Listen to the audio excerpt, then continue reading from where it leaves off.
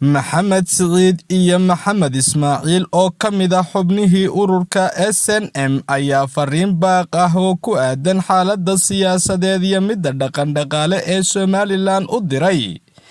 xukuumadda madaxweyne Muuse Biixi Cabdi. Mujaahidiinta ayaa sheegay in aanay ka yeelin xukuumadda inay hareen marto sharciga dalka u yaala. Waa sida ay sheegeen. saagaalka waxaan ugu soo fadhiisanay iyagoo abaaraha lagu jiro oo dadku aad u dhiban yahay madaxweynaha dalka haysta oo ku dhageysanayaa dadkii waddankan ku noolaa shacabka ahaa marna abaari ma jirto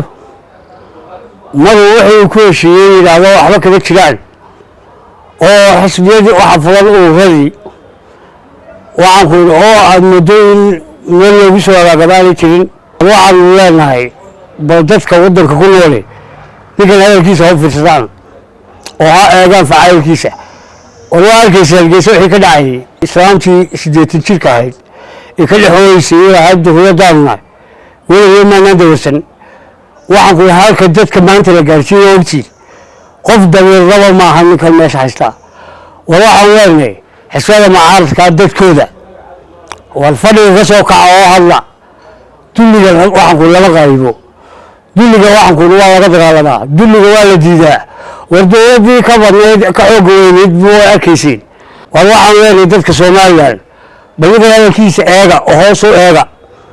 xisbada mucaaradka waxaan leenahay maanta bari ma taalo meeshan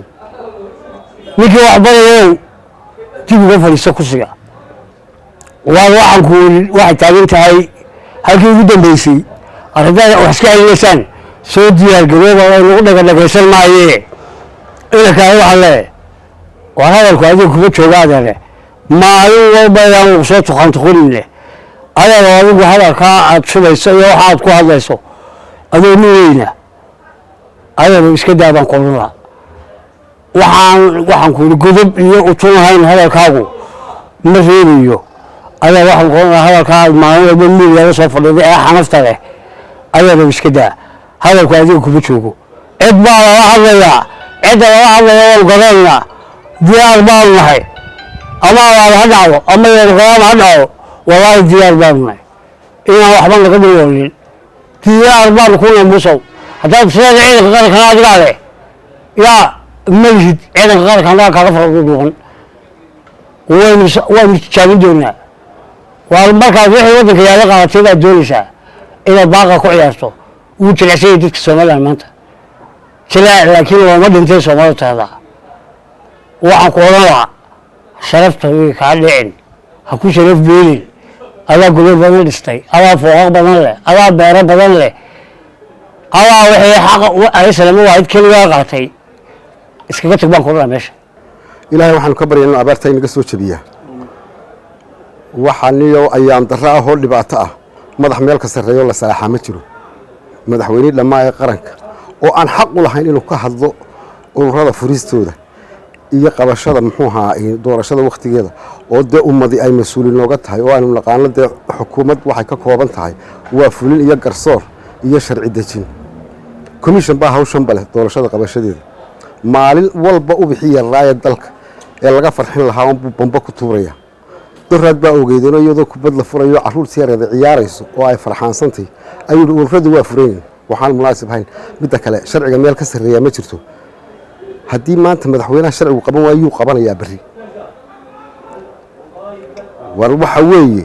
maalin walba la isdaaway labada xisbi mucaarad ee maanta jira taladu iyaga uma taale waxa uu taala shacabka reer Soomaaliland lixda gobolba istaan bay baan leenahay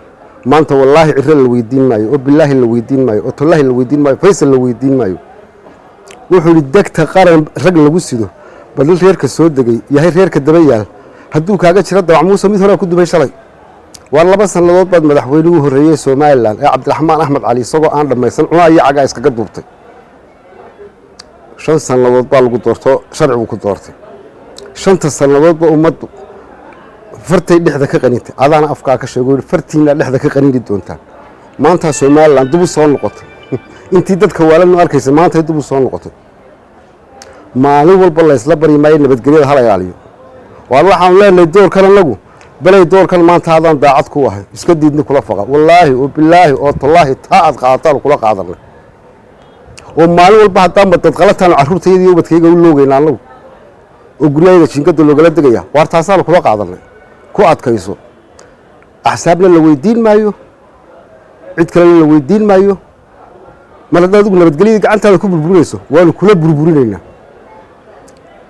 maanta dee adiga gaadhay aan xabaddu karin iyo haartoobiyo wata annaga cadceeddaabaa dibsho waanu lugaynaynaa war kuwaasaa baanu kaxaysan doonaa wad